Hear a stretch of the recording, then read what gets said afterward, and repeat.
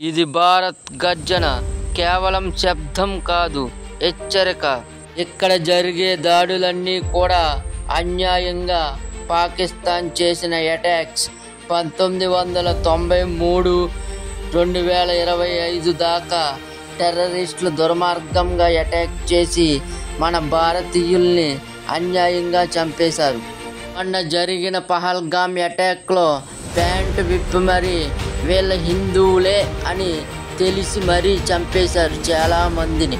కేవలం హిందువుల్నే టార్గెట్ చేస్తున్న పాకిస్తాన్ మన నరేంద్ర మోడీజీ పరిశీలిస్తున్నది.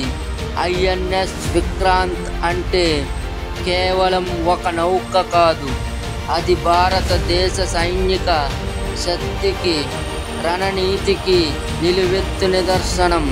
ఇది ఒక మొబైల్ ఎయిర్ బేస్గా పనిచేస్తుంది.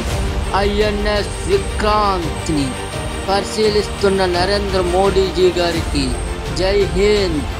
INS విక్రాంత్ అంటే కేవలం ఒక నౌక కాదు, అది భారతదేశ సైనిక శక్తికి, నరనీతికి నిలువెత్తు నిదర్శనం.